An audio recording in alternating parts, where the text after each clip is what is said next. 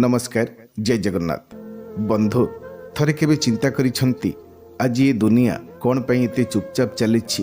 हाँ बंधु यार प्रकृत कारण हेउची एठी प्रत्येक मनीष किछि ना किछि प्रत्येक मुहूर्त रे लुचाई चली। हाँ बंधु एठी मनीष माने आउ एबे मिछ कहू नाहंती बरं मिछरे बंचुछंती। आज कौनसी मनीषर चेहरा उपरे सामान्य सत्यर तो आदौ नजर पड़ू नाही, किंतु मिछरे बंचुथुबा मनीषटा आज सत्यर मुखा पिंधि भल अभिनय करि परुछि।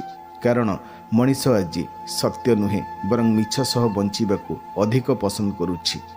वर्तमान यही दुनिया पई मनीष सत्यरे बंचिबाकू आदौ ईमानदारी नुहे बरं कमजोरी मूर्खामी आ पुणी बेईमानीर आख्या दिया जाउअछि। किंतु आज जी मिछकू अति सुंदर भावे परिवेषण करि परुछि सी आज सेतिकी सम्मान्य ईमानदारी आ पुणी स्मार्ट होई एही दुनिया रे बंचिबार अधिकार पाउअछि। एबे एबे मनीष एठी काहाकू धोखा देउ नाही बरं से काहा सह सेतिकी समय पर्यंत रहुछि जेतिकी समय पर्यंत तार आवश्यकता पूर्ण होई पारुछि। कारण एबे एबे प्रत्येक संपर्क गोटे सौदाकू परिवर्तन होई जाइछि। एबे एबे संपर्क गुड़िक ना किछि देखै हेबा किछि स्वार्थ आ पुणी किछि बेईमानीर परिभाषा पालटि जाइछि। आ पुणी वर्तमान प्रत्येक संपर्क भितरे क्रोध हिंसा गर्व आ अहंकार एते मात्रा बढ़ी जाइछि जे मनीष एठी अन्य कहार दुख को देखिबा परे मध्य गोटे मनीष दुखी हेबा परिवर्ते बरं बहु शांति अनुभव करुछि। वर्तमान मनीषर चरित्र एपरि बदली जाइछि जे से मिछ कहूथुबा समय रे से कोनसे अपराध करुथुवार मध्य ताकु थरे अनुभव हेउ नाही। थरे केबे चिंता करिसंती आजिर ए मनीष बंचिछि किपरि। हाँ बंधु आजिर मनीष मिछ को जेते निजर कले मध्य तार से मिछ आज ताकु प्रत्येक मुहूर्त रे दुर्बल करी करी चलिछि।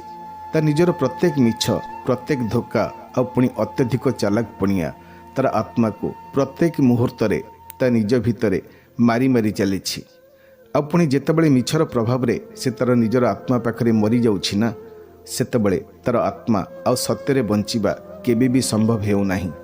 फଳରେ से आज बंचिबार अभिनय करी मध्य प्रत्येक मुहूर्त रे मरी मरी बंचुछि। मिछर सबुठारु गोटे बड़ जीत कौन जानिछंती बंधु?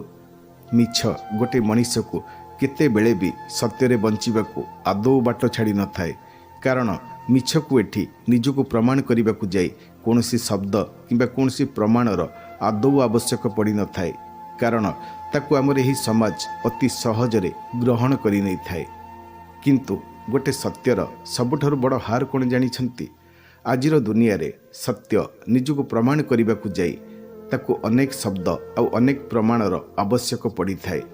किंतु सत्य निजको जेते प्रमाण कले मध्य ताकू आजिर समाज आदौ ग्रहण करि न थाए।